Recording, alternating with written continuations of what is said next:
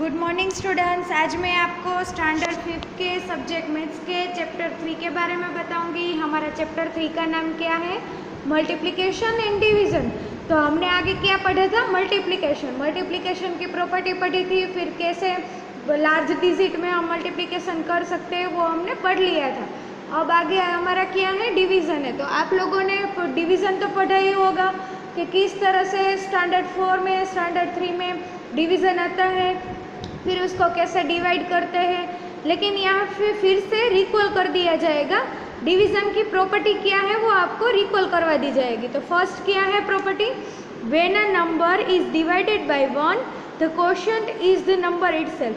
यानी कि कोई भी नंबर को अगर हम 1 से डिवाइड करेंगे तो उसकी क्वोशंट जो रहेगी वो नंबर खुद ही रहेगा। यहाँ पे एग्जाम्पल है, देख लीजिए। 725 डिवाइडेड बाय 1, तो उसका आंसर क्या है? 725। यानी कि इसकी क्वोशंट क्या हुई? 725, और रिमाइंडर क्या हुई? 0 हुई। तो इसे क्या कहते हैं? ये डिवीज़न की प्रॉपर्टी है, डिवाइडेड बाय 1 की। अब नेक्स्ट है, when a number except 0 is divided by itself the quotient is 1। यानी कि कोई भी नंबर होगा जो खुद से ही डिवाइड होगा तो उसकी क्वोशंट क्या रहेगी? 1 रहेगी, और उसकी रिमाइंडर क्या रहेगी? 0 रहेगी। लेकिन यहाँ पे 0 नहीं होना चाहिए, उसके अलावा कोई भी नंबर होगा, 0 के अलावा कोई भी नंबर होगा तो उसकी क्वोशंट क्या रहेगी? 1 रहेगी। ठीक है। अब नेक्स्ट है, when 0 is divided by any number except 0 the quotient is always 0।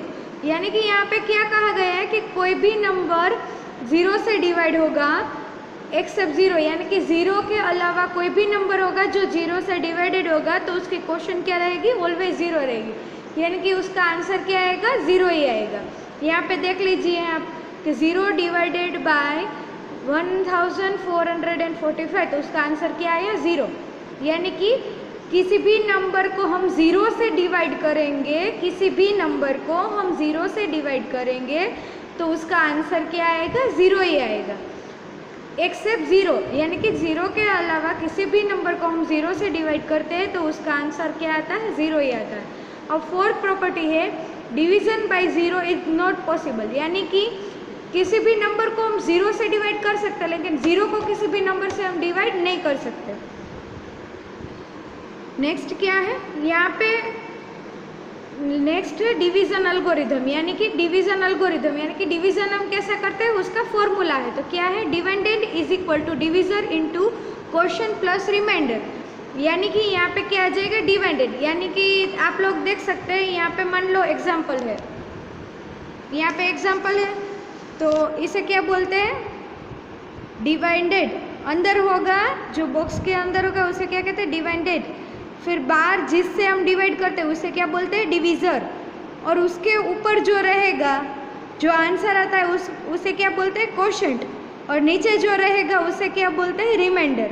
उसे क्या बोलते हैं? रिमाइंडर। यहाँ पे आप लोग देख सकते हैं, एग्जाम्पल लिया हुआ ही है कि लेट अस डिवाइड 325 बाई 12। तो यहाँ पे 325 है वो डिवाइडेड है, 12 है वो डिवीज़र है। अब उसकी डिवीज़न करते हैं। तो 12 है, यहाँ पे 32 है, तो 12 2 ज़ा 24। तो यहाँ पे हम क्या करेंगे? क्योंकि 12 3 ज़ा 36 आता है और 36 है वो 32 से बड़ा है, तो हम यहाँ पे 2 लेंगे। 12 2 ज़ा 24, तो 32 माइनस 24 क्या आ जाएगा? 8। फिर नेक्स्ट हम 5 को नीचे लेंगे, तो 85 है। तो हमें पता है कि 12 7 ज़ा 84 है, तो 12 7 ज़ा 84, तो 85 माइनस 84 क्या आ जाएगा? 1। तो यहाँ पे 27 है वो क्वोशंट रहेगा, 1 है वो रिमाइंडर रहेगा। तो आप लोगों को पता चला, इसे कहते हैं डिविडेंड, इसे कहते हैं डिवीज़र, इसे कहते हैं क्वोशंट, इसे कहते हैं रिमाइंडर। तो इस तरह से आप लोगों को फॉर्मूले में लिखना है ताकि आप लोगों को इजीली पता चल जाए किसे क्या बोलते हैं। क्योंकि हमारे यहाँ पे ऐसे भी सम रहेंगे कि हमें किसी भी एक को फाइंड करना होगा। रिमाइंडर को भी फाइंड कर सकते हैं, क्वोशंट को भी फाइंड कर सकते हैं, डिविडेंड को भी फाइंड कर सकते हैं, और डिवीज़र को, इस फॉर्मूले की मदद से। तो यहाँ पे आप लोगों को इस फॉर्मूले को अच्छी तरह से याद करना है कि किसे क्या बोलते हैं। इसलिए आप लोगों को सारे सम हैं वो इस तरह से ही करने हैं ताकि आप लोगों को इजीली पता चल जाए। यहाँ पे एक पजल है। पजल में क्या कहा गया है कि using the digits 1 to 9 each only once create two numbers so that the product of the two number is as big as possible. यानी कि हमें 1 to 9 के नंबर की मदद से ऐसे 2 नंबर तैयार करने हैं जिसका प्रोडक्ट है वो सबसे बड़ा है, जितना पॉसिबल बने उतना, और सारे नंबर को एक ही बार इस्तेमाल करना है। ऐसे 2 नंबर हमें बनाने हैं। तो यहाँ पे आप लोग क्या करेंगे कि 2 नंबर कैसे बनाएंगे। सबसे पहले क्या आ जाएगा 9 8 7 6 5 4 3 2 1, एक नंबर ये हो गया। और दूसरा नंबर क्या आएगा, हम 9 को शिफ्ट करके पीछे ले लेंगे, यानी कि 8 और 9 को रिप्लेस कर देंगे। तो यहाँ पे क्या आ जाएगा 8 9 फिर 7 6 5 4 3 2 1।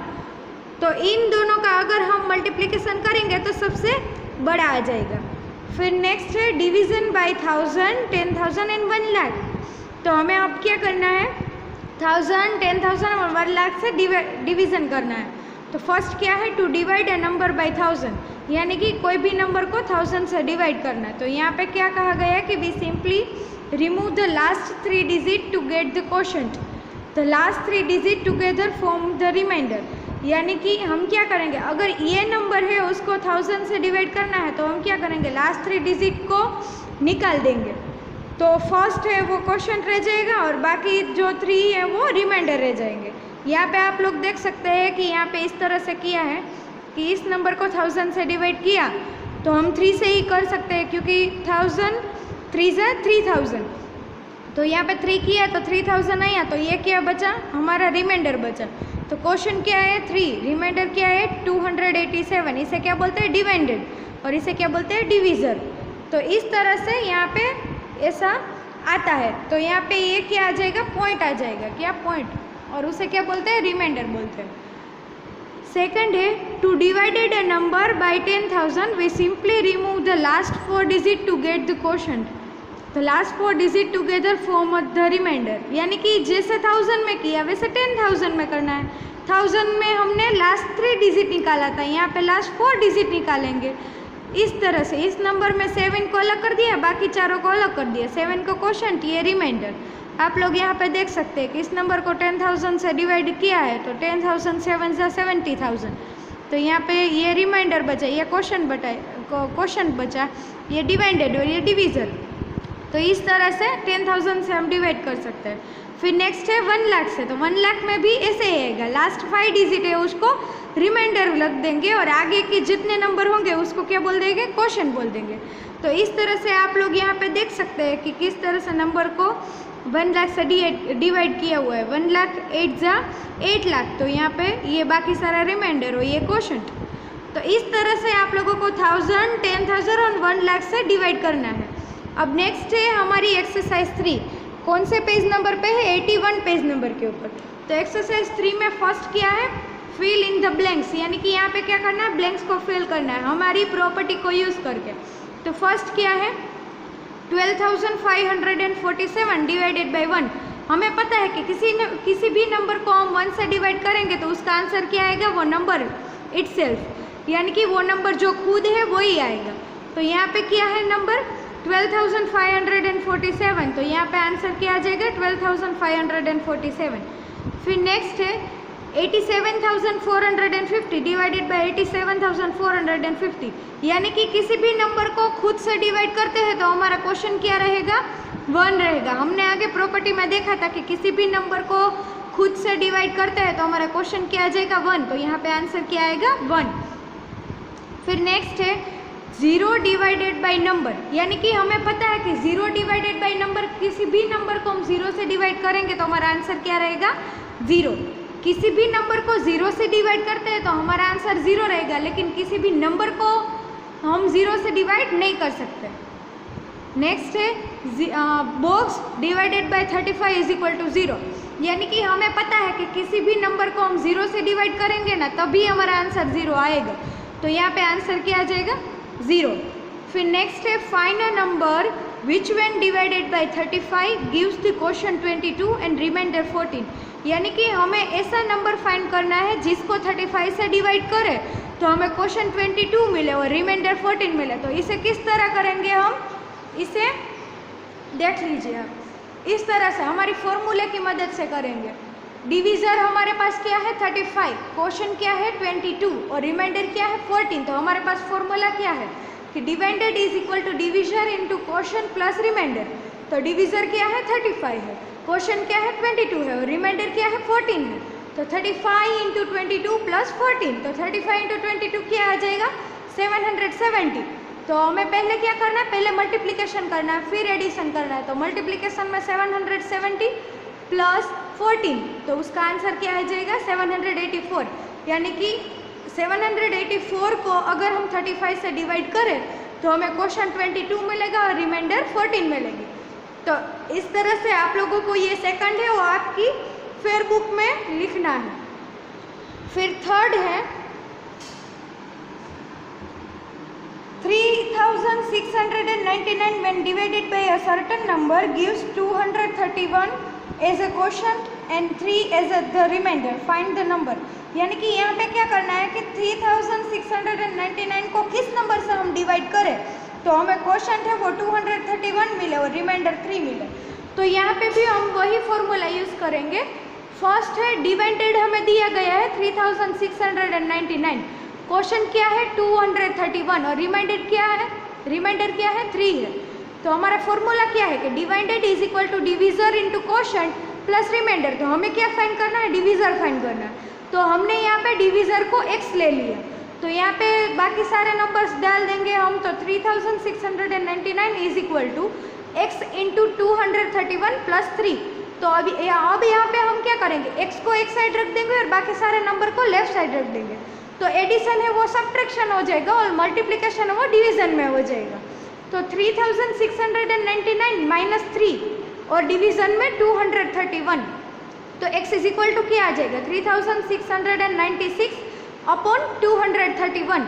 तो उसका आंसर क्या है 16। यानी कि अगर हम 3699 को 16 से डिवाइड करें तो हमें क्वोशंट 231 मिलेगा और उसकी रिमाइंडर 3 मिलेगी।